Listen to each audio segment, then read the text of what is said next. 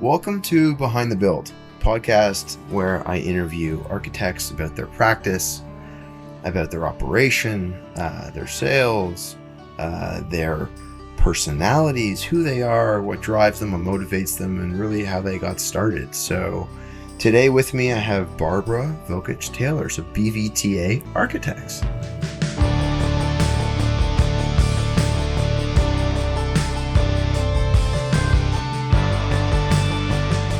I appreciate you taking the time to join me today. Thank you so much for having me. Barbora, we have not really known each other over the years. It has we first met at a project down in the beaches, and since then we haven't really spoken a whole lot. So what I kind of like about this is kind of got to know each other a little bit over lunch, and I get to know a little bit more about, well, probably a lot more about you and how you operate your practice. So I'm looking forward to this today. First question I wanted to ask you, I'll take it back kind of to the beginning. What inspired you to get into the field of architecture? Oh, wow. Okay, we're going way back. All right. I mean, this could also be recent. Maybe you just decided you were going to do it. Yeah. Well, I actually, in high school, I won't take you through the whole path, but in high school, I had very kind of diverging interests. I really enjoyed the art stream, but also really enjoyed the science stream. And I felt like at that time, the school that I went to, was very kind of streamlined, and you either were a doctor or you were a lawyer or you went into business and so I was like, well, I guess I'm going to go into medicine and then I'll do art as like a hobby. And this is like the rationale that you have as a high school student, right? This is how you plan your life. Well, because what do you know in high school? Exactly. Nothing. I don't even know what you're doing that weekend. Yeah. And I went to McGill. I did first year sciences, and I was like, oh, that was great. I like it. And then they were like, and now you choose your major where you do just one for the next 3 years. And I was like, okay, well, I don't like any of them that much.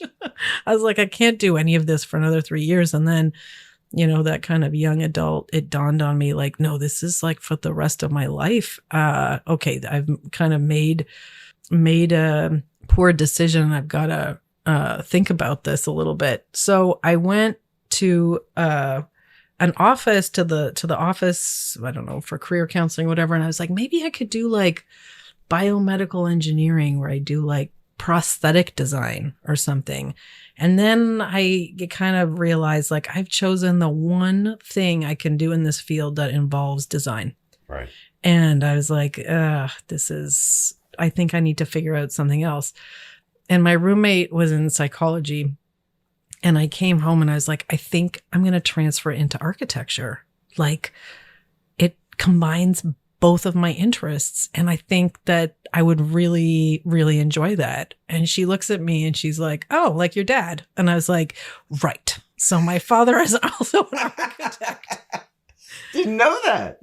And I was like, classic life path. This is how I find things. Like I take the long route, but I get there at the end. For the other options, right? And for the right reasons, right?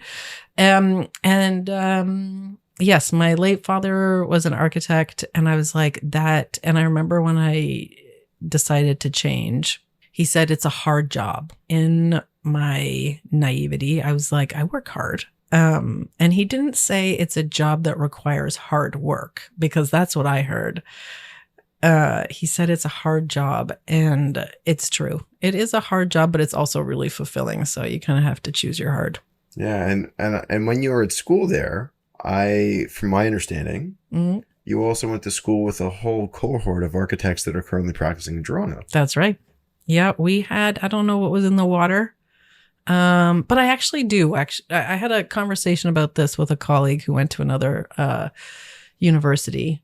I went to school with Brenda Eisen and Vanessa Fong and, Winda Lau, and there's also are going to be or have been guests on the show. That's right. Yeah. And of course, like a number of other architects who are working very successfully at some of the top firms in the city, just not out on their own. Yeah.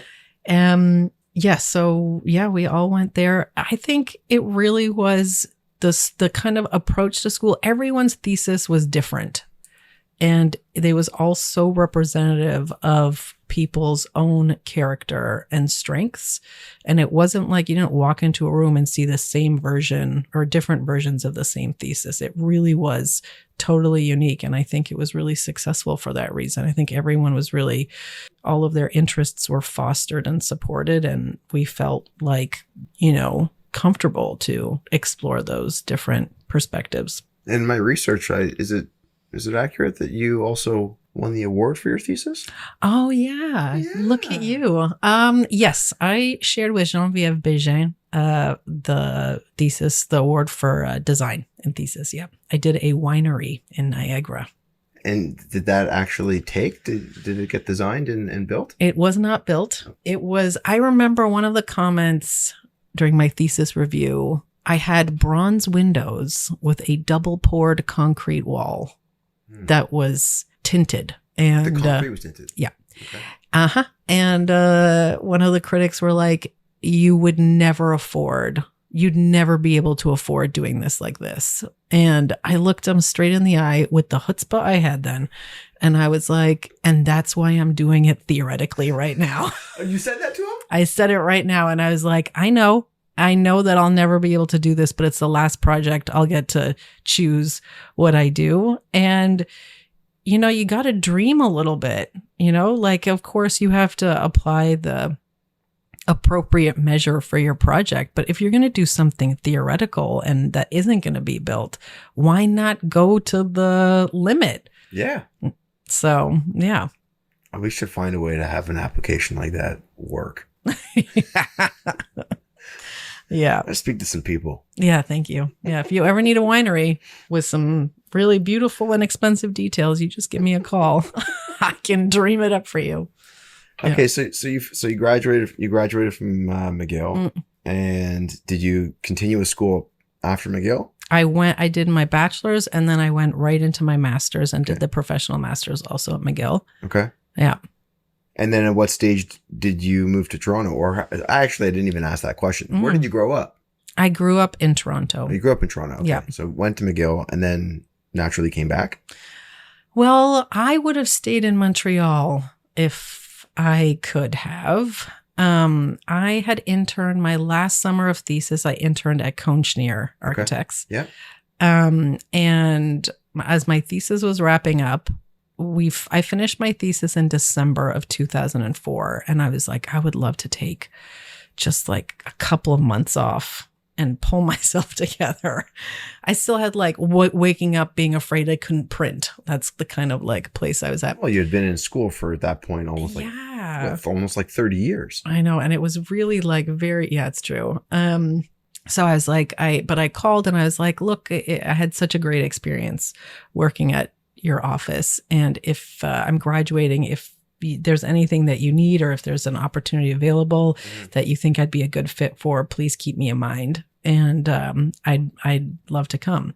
So I think this was like early December. And Marty was like, can you be here on Tuesday? And I was like, yes. And so I took the train from Montreal with like a bag and I worked for like 2 weeks.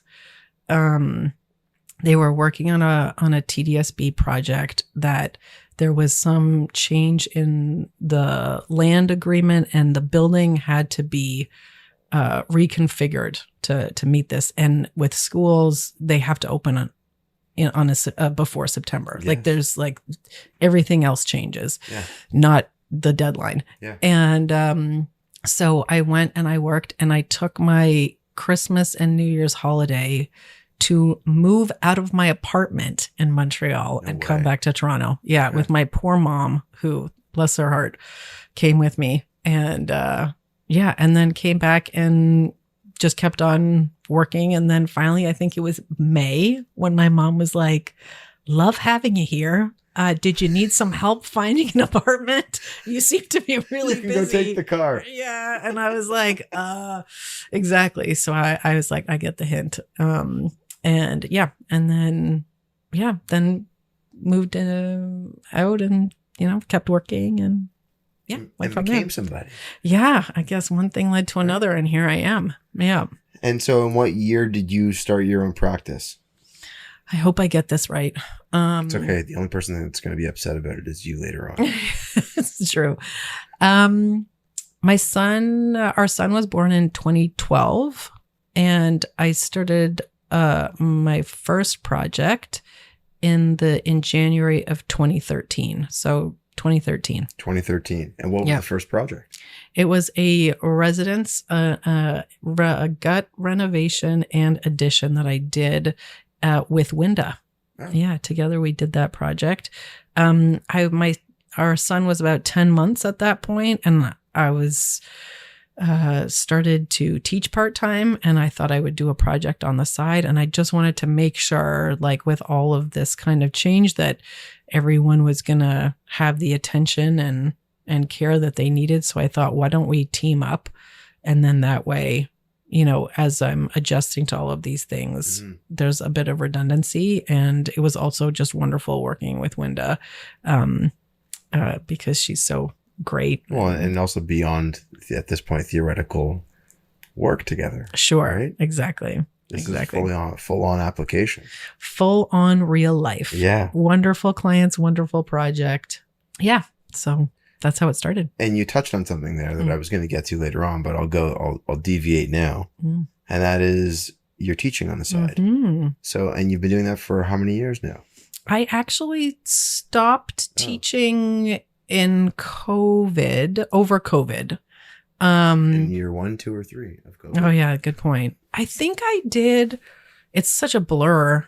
I think I did 2 semesters. Okay. And I adjusted okay to the logistics of it. But COVID was very interesting because I think everyone experienced it in different ways. I'm a very kind of outgoing introvert. I get a lot of energy when I'm by myself, but when I'm with people, I'm not shy and I enjoy being with people. So I kind of enjoyed COVID a little bit for like the alone time that I got. Yeah. But what I realized in teaching was the fulfillment I got was really in working with people and that kind of like exciting exchange of energy where you get to share something and someone receives it or questions it or has a discussion about it or it builds. And right. That was different because you were really just delivering material when you were online and that exchange wasn't there. And in addition to just the complexity of managing constantly changing, everything was changing. Like we're going to do it this way and then online. And then, when you have kids that are school age, that was also changing. Yeah. And that became very difficult to, constantly manage all of the shifting of the schedule and in addition to running projects. And where were you teaching? I taught at George Brown for a long time. Okay.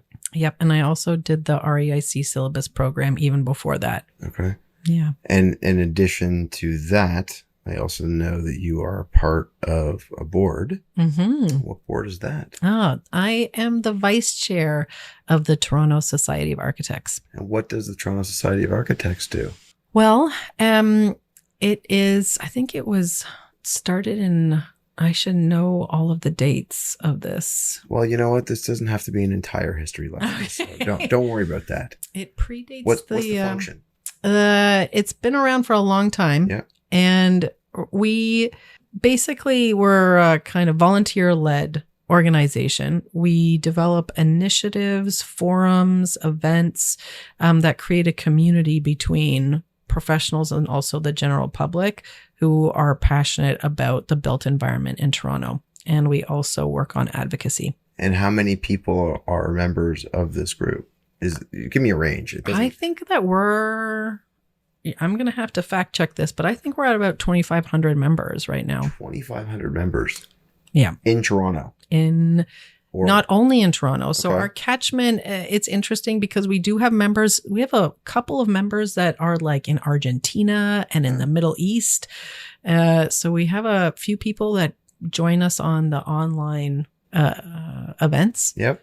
And then we also have our catchment goes all the way up to Huntsville and Muskoka. Okay. So it's the GTA. But yeah, a lot of our members are in Toronto, and all of our in-person events are in the Toronto area. But we do have some things online. And what within the organization what role are you fulfilling as vice president? What are you doing? As vice chair, I think. Vice chair. I think technically I do the things that the chair doesn't do. So, but for a long time, and it's true because I think it's there is a commitment. And it's volunteer based. So, Ana Francisca de la Mora is the chair. And when we take a look at the calendar and we kind of, when she's not able to attend, I'll attend in her place. Mm-hmm. And we really work with the executive director to direct the programming and kind of where the focus will be for certain initiatives and things like that, very collaboratively. And who brings that forward? Is it the collective that will say like we want to engage in a discussion about infill in, I'm trying to think of like the right topic, infill in a highly residential but also commercial area. So something like, in the annex where how does that work within the organization? Yeah. So one of the things that we're very particular about is that we will not take necessarily a position, but we will create a forum for different perspectives to bring either side of the story together. And I think what's so great about the TSA is it's very nimble. Like we're, as I said, kind of a small executive, and when there's a topic that comes up, we can kind of mobilize and pull that together really quickly just based on our kind of resources and the fact that we've been all doing this for a while. Right. It comes from the executive. It comes from our members. It comes from the news. It comes from policy. So with laneway housing, we participated in the municipal deputation. And also, I think what's great in our community, among other professionals, we're working right now on some climate change research and resources for our members. So even in the academic world, we also collaborate in that respect to pull together what we can do to kind of mobilize material to provide to our members to kind of get ideas across, share them, discuss them. You're really doing a great job of like leading to the next topics of conversation. Okay. Get to it's so great. Because you talked about, the environment, materials, etc. And one of the other things I noticed about you is that you've also got your LEED certification. Yes. And so some people may or may not know what LEED is. So would you be so kind as to tell them what the certification means and how it kind of sets you apart from some others that exist in the environment that you do? Yeah. So there is LEED for housing. I tend to not. So, doesn't have to be for housing, by the way. It could be for commercial application too. Yep. It's, so it is a series of, credits, that are defined that, you can kind of follow a menu of sorts and build up a certain number of credits through a process and through a kind of verified process. And the number of credits that you build up will lead you to a certain certification that is defining a certain level of efficiency of the building that you're working on. And those kind of credits are tied to certain performance or material aspects of your building. Okay. And again, this is, I guess we're kind of going back to a history lesson in some ways. When did you get your certification in LEED? Oh my God. I know, I'm terrible. I'm sorry. I think it was 2009 or 2010. So this is not long after, I believe, right? Like LEED came out. Yeah, because I was still, I was really on a roll. We did our, I'm saying we, because I think I did it at the same time as Vanessa and Linda. We did our licensing exams. Yeah. And then I was like, I'm already in it. I'm just going to keep going. And I just like rolled into my lead AP and I was like, I feel like when you're in the zone after that, I think now I can't imagine with a family. I can't imagine. Well, you already had the printer going, right? Oh my gosh. Yeah, exactly. It won't print. Oh my God. I'm so thankful to never have to think about that again. Oh I am my done gosh. with that. Yeah. So much stress and anxiety. I mean, one of the largest overriding factors that we've kind of touched on over all of these topics so far is like, you're in a life of perpetual growth and education, right? Yep. Like that's what this is. There are a lot of people that are very complacent. And so far, a lot of people I've spoken to, there's zero complacency, none. Like everyone has such a strong inclination for true entrepreneurship and the desire to want to continue to evolve as a person, as a professional. So as I go off on that rant, so let's go back to the practice a little bit and moving past that first renovation and addition project.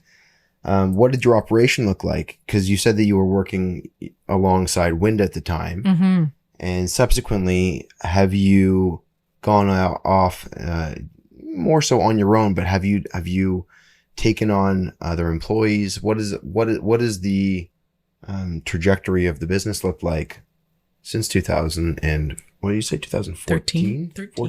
13? Sorry. Yeah. No. That's a good question.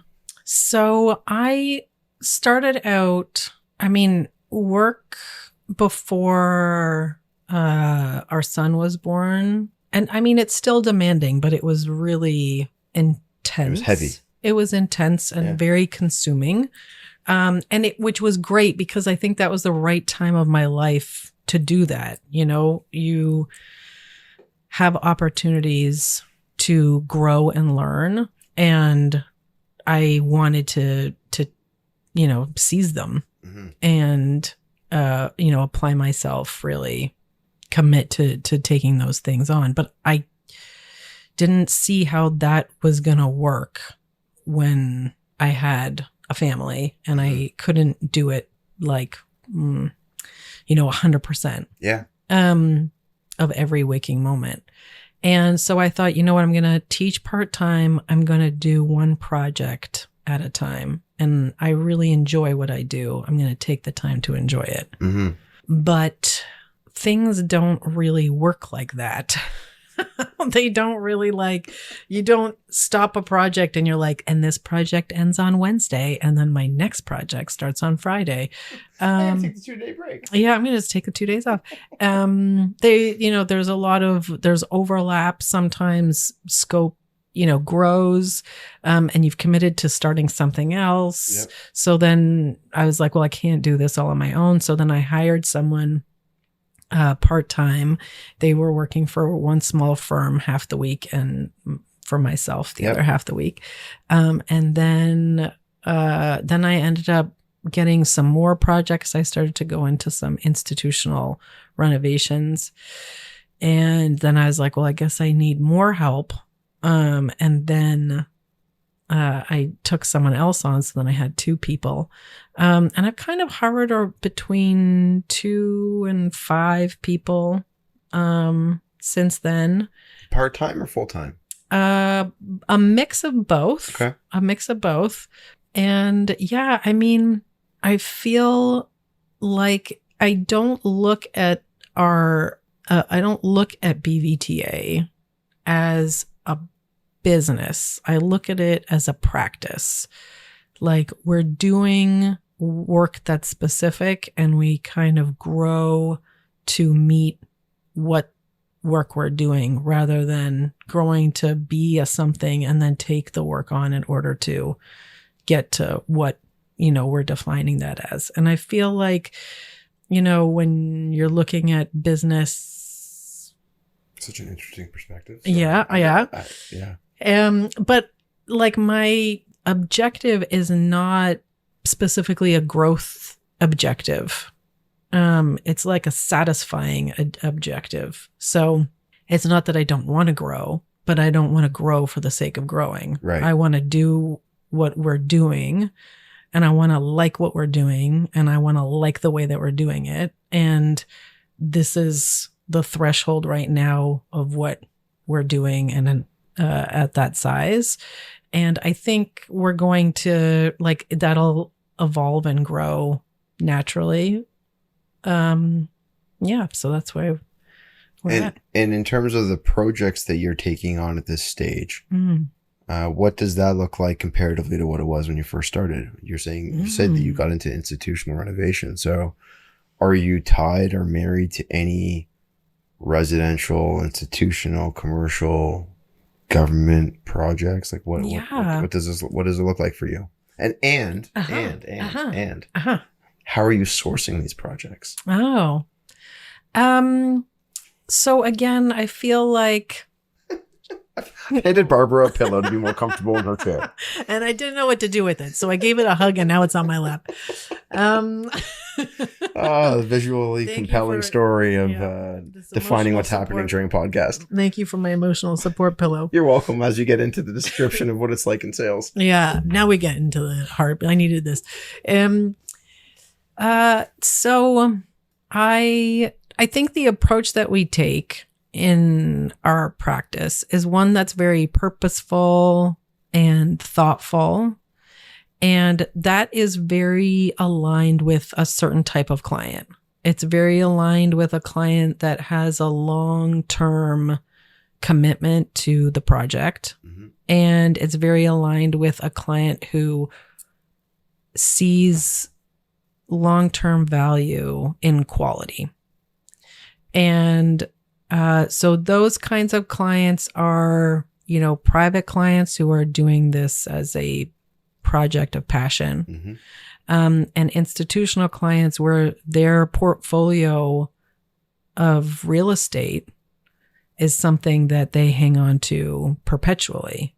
And they don't want a boomerang that's going to come back in 3 years and they're going to have to touch it up, or 5 years or whatever. They want something that's going to last and something that's been thought through, and someone who can align with their values and also their objectives. It's not like our projects are at the end and then we're done. This is a client that is a repeat client for, a number of years. Mm-hmm. And so we're always thinking of,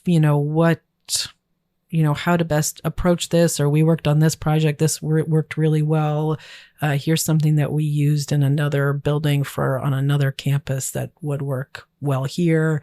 And yeah, I think for us, we're always, and also for those property managers, we're always thinking how can we make this project run as smoothly as possible? Because that's what helps them in the long run, because they're also the ones who answer the call if something isn't working. And we don't really want them to have to do that. We want them to call us and say, we know the people, they get you, they get your building, they get your project, they'll deliver it, they'll give you the advice you need to hear, and they'll get it done.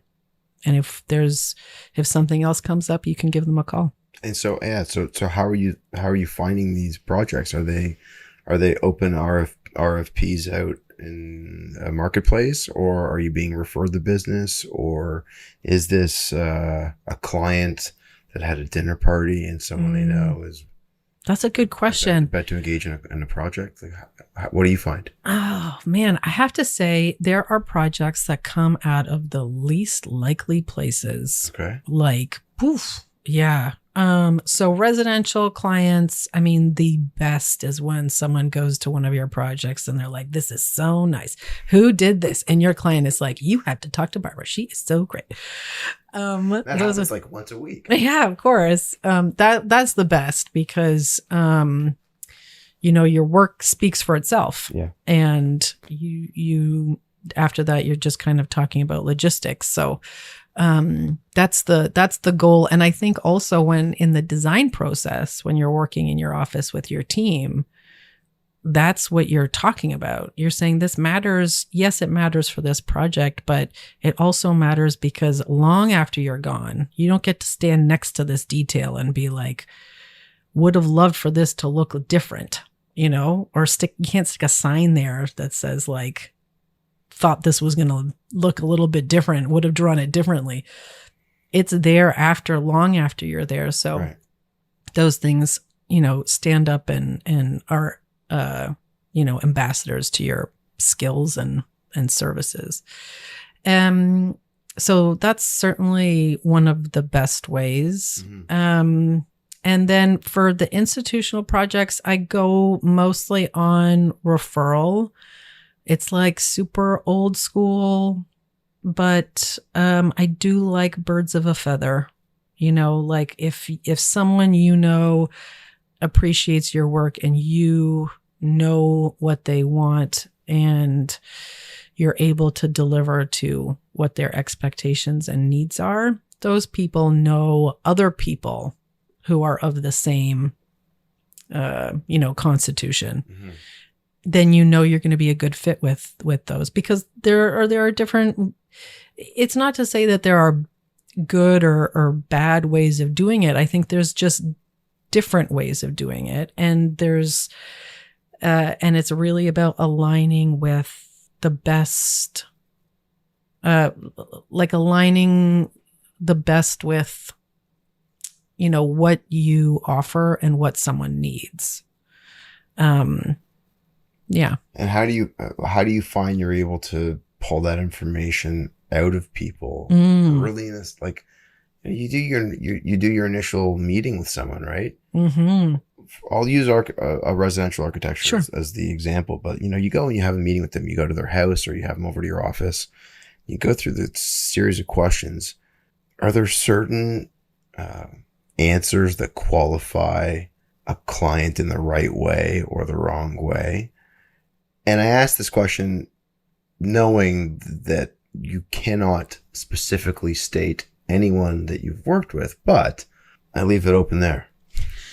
What's a warning sign, and what's something that makes you really, really excited about working with someone? Okay. I would say it's not necessarily a warning sign, but one where that it might not be a good fit. I would say anyone who comes and says, I know exactly what I want, I would say you're probably better served by somebody else, because it's not what we do.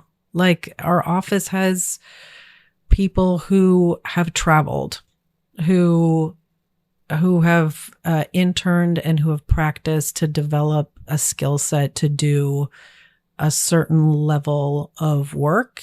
And they're not going to be operating at their best if you're going to be receiving prescriptive direction from somebody.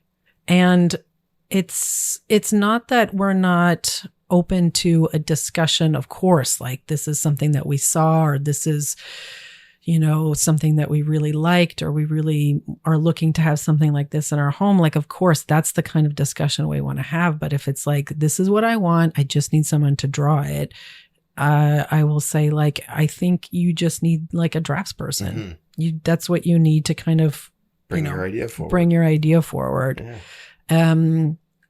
I think when someone comes and they're like, this is what we need, we have no idea how we're going to do it, I'm like, that's our superpower, right? Like, that's what we are here for. We will find a solution, make a strategy, draw it up and do it with, skill and thoughtfulness, to the end of the project.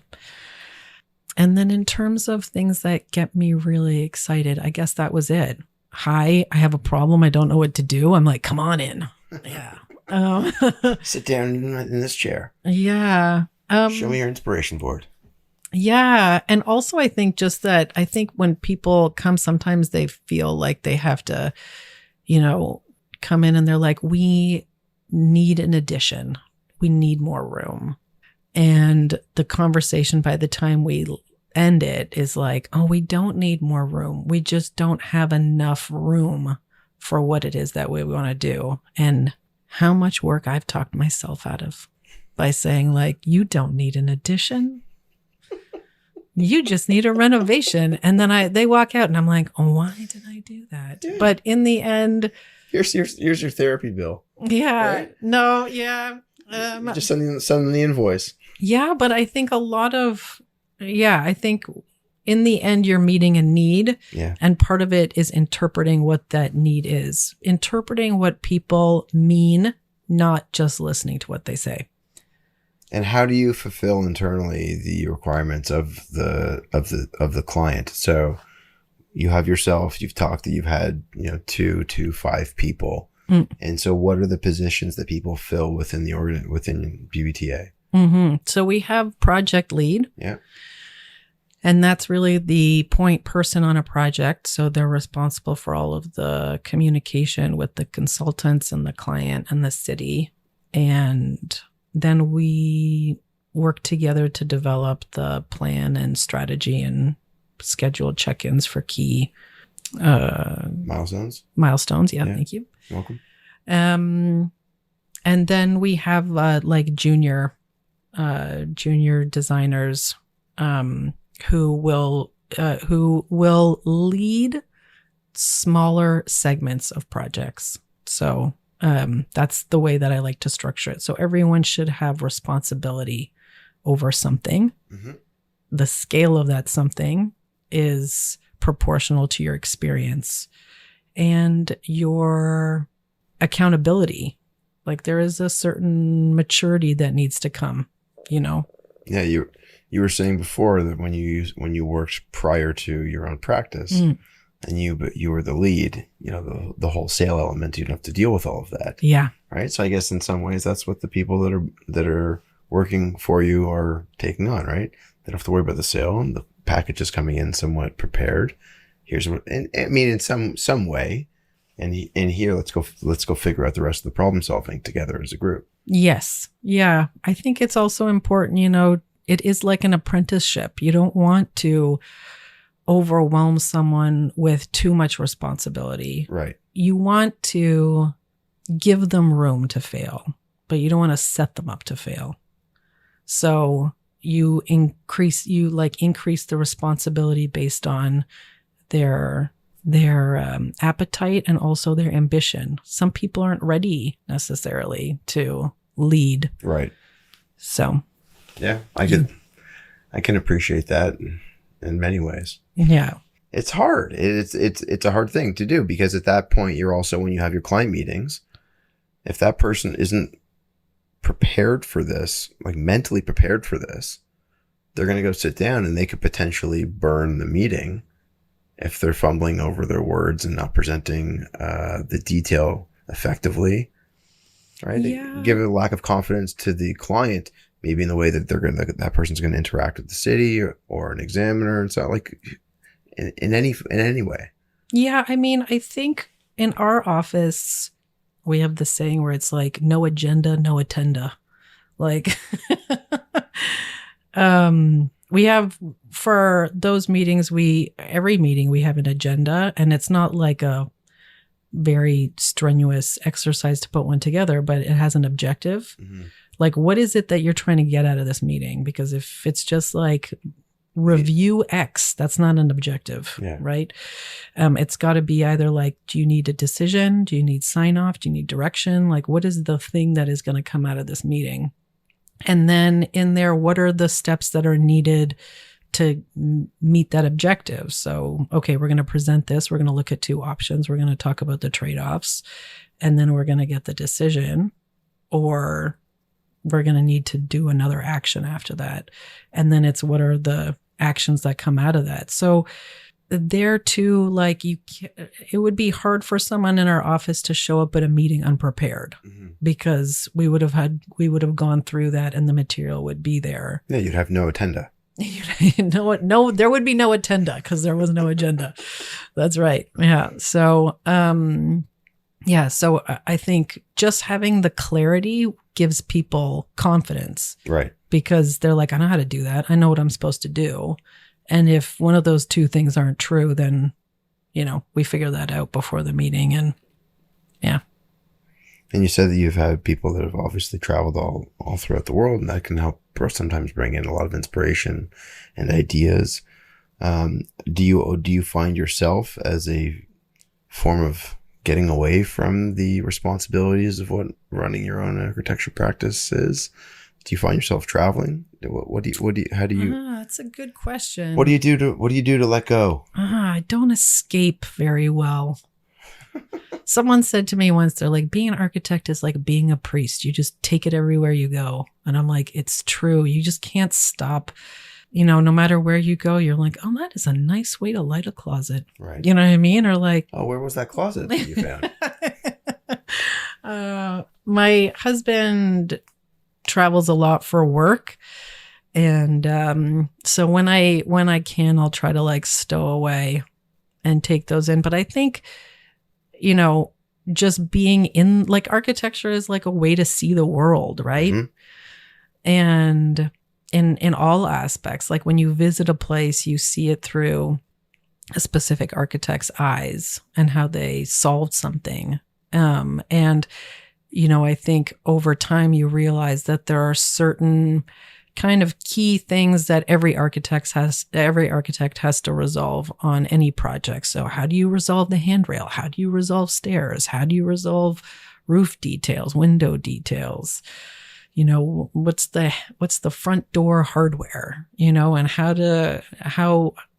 is this particular master, considered that?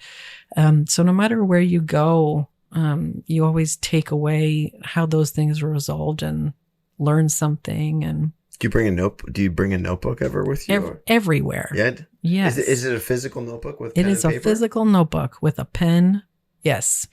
I feel like most architects can't talk to you without drawing a picture, like we're just like, and then you pick up the pen and you draw a picture and you're like, I don't have words to describe this, but yeah. Draw out. I think I remember I went to the Aga Khan Museum and I was in the women's room and I was like, well, look at how they got their paper towels to come out of the back of this mirror. And I took a photo of it. Like no one else was in the photo, but I was like looking around the bathroom. I was like, no one's here. I took a photo. Am I clear? Texted it to a client of mine. And I was like, see, this works great. It is doable. I know. And I was like, this is what it could look like. And they're like, wow, you're just always on. And I was like, my poor husband is always like, oh God. And I'm like, just take a picture. Well, you're in there. What's the men's room like? And he's like, oh, what God. Material? Are you using more than 3 materials in there? Exactly. Yeah. What's the transition between them? Are they touching? I mean, it's funny because what I find now, I've been in this business for 6.5, 7 years. I am flat out, I am no designer. I am no architect. I work on the opposite end of it. But what I find is now, whenever I watch travel shows, actually, sorry, that's not true. Whenever I watch shows where it is a host traveling for food, okay, so you used to watch Anthony Bourdain previously. There's a show, Gotta Feed Phil on Netflix, and among many others. I find when I'm watching those shows, I'm always looking at the architecture of the cities they're in.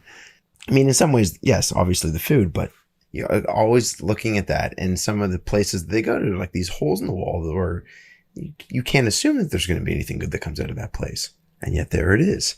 There's a chef that's an architect of the food. Mm-hmm. So you say you don't really, sorry, I went off on a tangent there, but you say you don't really get away, but it's got to be like someplace you like to go, or. Oh yeah. Oh no. I have a hard time turning off, but turning off I don't think anyone's ever going to turn off. No. Yeah. But like in terms of let me think. Like in terms of places to go to like recalibrate. Recalibrate. Yeah. I mean, yeah, that's probably better. You mentioned skiing. I know. I was gonna say I love me a good ski. So like, where are some of the places you've gone skiing? Yeah, my sister lives in Colorado. Okay. So I try to get out there when I can. There's an architecture practice out there called Faulkner Architect. They've done some work out in Colorado. Yeah. incredible No, stuff. there's some nice stuff out there for sure. Yeah, but I think this when I go skiing, I have to say, that is like a spiritual experience. It's so great And to just fly down the hill. does your husband ski as well? Yes, And your son? yes, everyone. Very definitive. Yes. Yeah. No. But yeah, I don't. We go. I don't know. I'm trying to think of where we end up going frequently. Los Angeles, New York. Yeah. Try to hit any place in Europe as much as I can. But I think we went when my son was 5. We went to Italy, and I carried him literally in my arms for 5 days, and I got a great workout. But I was like, we will just wait a little while before we do this one again. I was like, yeah. So, but yeah, I think when you go to those places and you see how people live, especially when it's less hustly, because it's so nice to be like, oh yeah, like sit outside and just have a meal outside, even if it's in you're like at your home, you know. Kind of capturing those moments. And it's so wonderful to be able to look almost like outside of your own experience. When you can observe someone else doing the everyday, you absorb so much more detail from how they do it. And I think that's what makes it so special when you go and you visit some other place, because all of a sudden you look so much more mindfully at like, how does someone drink a coffee when they're standing up at a counter on the platform of a train station? Like, whereas here, you know, it's like a paper cup that looks like a bucket that you're running down the sidewalk with, you know what and I mean? the lid doesn't work. And like all of those things. How do they not get that right? Yeah. So I think all of those things are moments whenever you kind of go someplace that's unfamiliar, you just soak it up with a level of detail.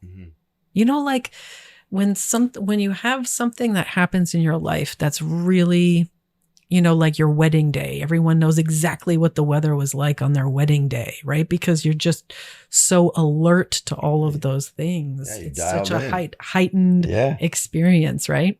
So I think that's the magic of traveling. And is there a standalone piece of architecture in this world that you have always had an admiration for, that you have tried to in some ways emulate in something else that you've created? Oh my gosh, what a good question. I know, and this is probably one that can give pause. Let me know if you need an anecdote here and I can give one while you think.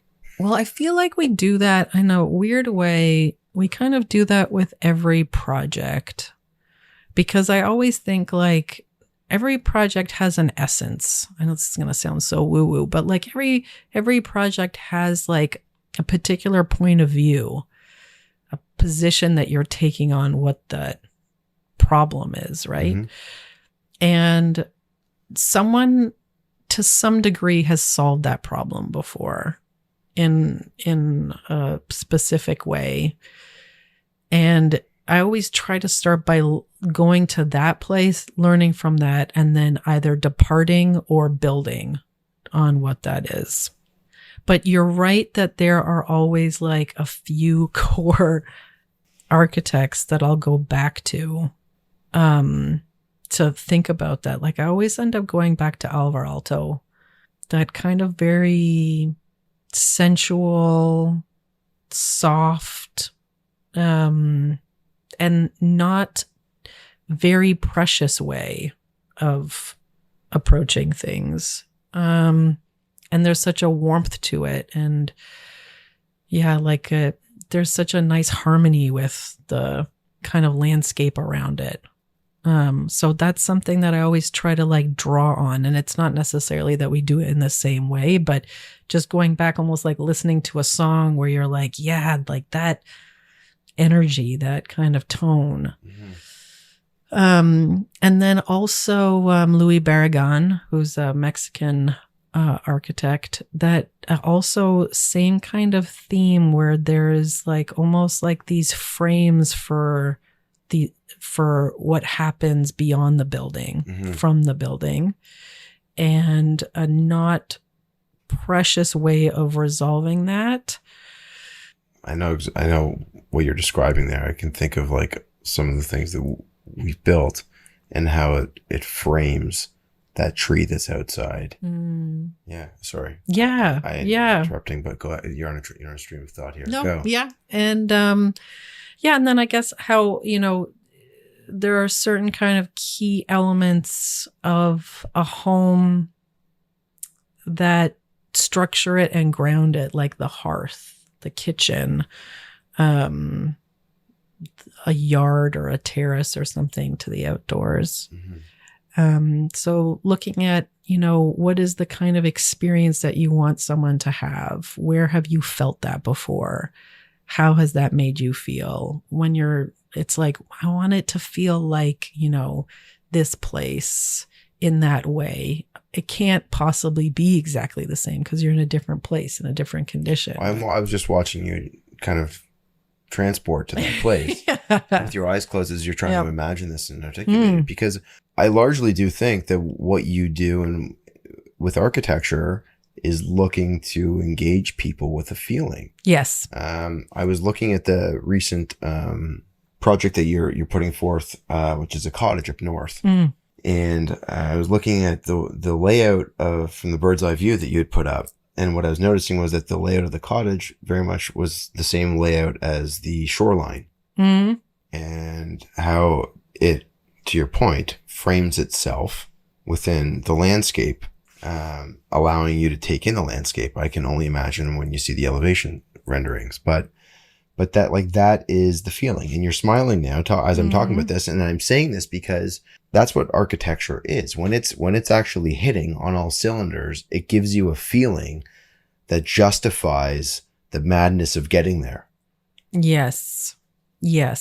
As it should. But I think that's the magic. Like you've been to, I always say, like, you've been to those places where, you don't feel like the building was built for a person, you're like, I'm here, it's shelter, I guess, and you're like, but this door is not for a human to walk through. Like, who thought of this? Why is this column here? This seems very, like, it's almost like insulting, because you're like, could someone not have just thought of the poor person that's got to walk through this, or like move a sofa into this room, or, whatever? Like, no one thought of that. Why is that outlet there? Why couldn't it have been in a place that's more functional? Exactly. And alternatively, I think when you walk into a place and you can feel all of that thoughtfulness, you feel so seen and acknowledged, and you're like, I love this place. This place makes me feel so good, that's the feeling, that you're trying to hit. Barbara, thank you so much. My pleasure. Thank you for taking the time and delving deep into it, not taking us beyond high school, but allowing us to understand the practice, the way you see things. And I feel like I'm saying this to a lot, but like, thanks for the candor. Honestly, that's what makes this so enjoyable. Thank you. Well, thanks so much for putting this together and for inviting all of us, mostly silent people behind projects, to share some thoughts in a candid way. So thank you. You're welcome.